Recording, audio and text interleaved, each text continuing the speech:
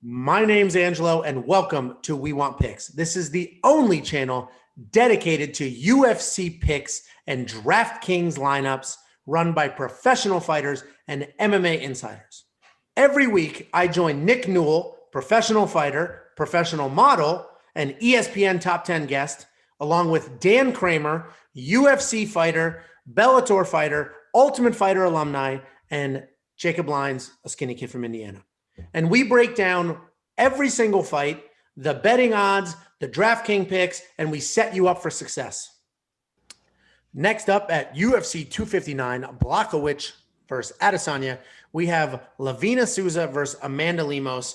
Another great fight in the women's strawweight division. These ladies are active. What I will say that makes me nervous is Livinha will just pull guard. And I hate anytime I watch somebody pull guard, but her jiu-jitsu is that good that she just doesn't care. And she has some decent striking to back it up. So it's very interesting. It's like she just has no takedowns in between. But I'll go to you first, Jacob. What are your thoughts on the fight? And I'll save the what are your thoughts on pulling guard for Nick. Go ahead, Jacob. Yeah, you actually kind of stole my thunder there because the only thing I have written for Souza is she just wants to pull guard. I think there was one fight where they're kind of in a clinch and she even tried to jump up to pull guard. That's how much she wants to be there. So she's kind of a one-trick pony as far as that goes. But like you said, she is very, very good at it.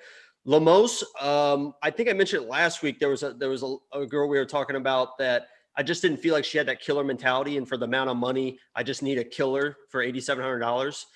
Lemos is that killer. She is going to get in your face and she is tough and she wants to finish fights.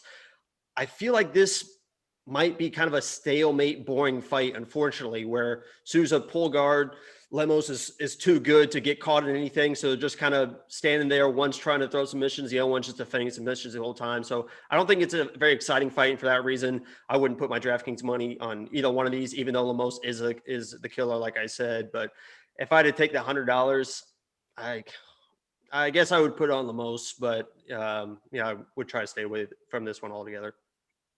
So, Nick, you're a wrestler. You wrestled in college, you wrestled in high school, and you have a jiu-jitsu black belt. So what are your thoughts on pulling guard at the UFC level? And then who do you take in this fight? Remember Paul Sass? No. Okay. There was this guy, Paul Sass, who used to just roll for leg locks all the time. And he had the thing called the Sass angle, and he like tapped out a bunch of people with triangles. And he started off really hot and won a bunch of fights. Like, I think he won his first 4 UFC fights pulling guard. With that said, Souza is not as like long and dangly as him. And I think that you look at her record and she has that split decision loss to Angela Hill. She's a former Invicta champion, but also that was a different Angela Hill than we have now. She has that split decision win over Sarah Frota, who lost all her other UFC fights. And I just feel like Lemos is the more well-rounded striker. But I feel like, again, when you got one person trying to get it to the ground and one person trying to keep it standing, but I don't feel like she's good enough to kind of I feel like there's going to be a lot of stalemates here and there's a lot of unknowns, and I'm not confident enough that Lemos will win. If I had to throw money at it, I would throw my 100 at Souza, but I'm going to take Lemos to win, and I'm not touching her for my lineup. Yeah, I'm basically in the exact same boat. I think Lemos wins because Souza, she can strike. She has big, heavy hands. She doesn't have a ton of volume, but she'll throw big, heavy hands to close the distance to then try to pull guard. Or she'll try some offensive wrestling, but as soon as that doesn't work, flip the switch and pull guard. So she can strike and she does have some power, but she doesn't have that technical striking where Lemos is also a grappler, not as good as Souza, but Lemos has better striking and more volume output. And I think she's going to try to stick and move and just stay out of the distance and just pick her apart. If distance gets closed, it's just going to be Souza trying to drag her down to the mat. So I think it's a boring fight.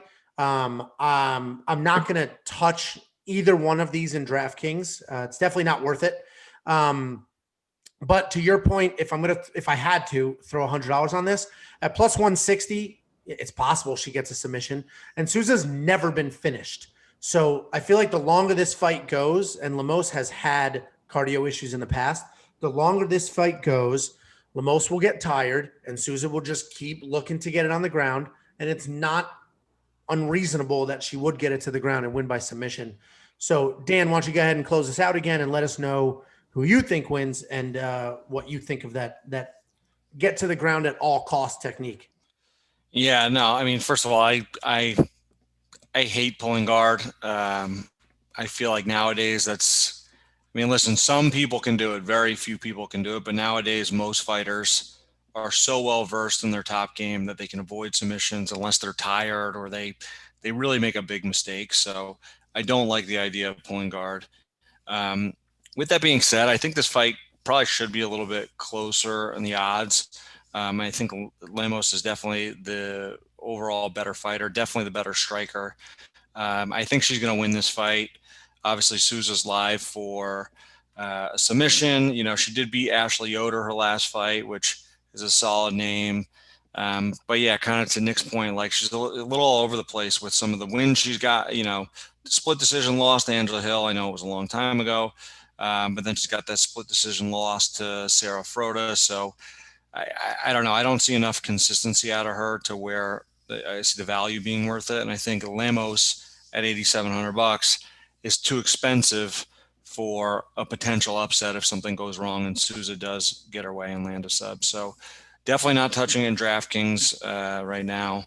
If I had to put $100 on either fighter, I could coin flip this one. I'd probably just throw it at the plus 160, I guess, for the better odds. Although I do think Lemos is going to win.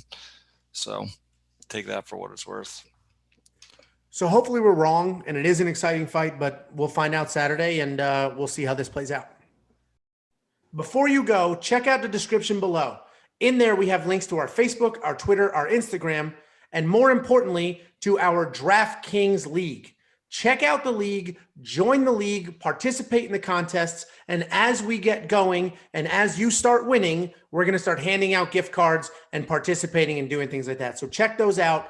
Every week, there are drops on every fight card. So make sure you check out this channel and our social media on Saturday before the fights start so that you have our most updated lineups and picks.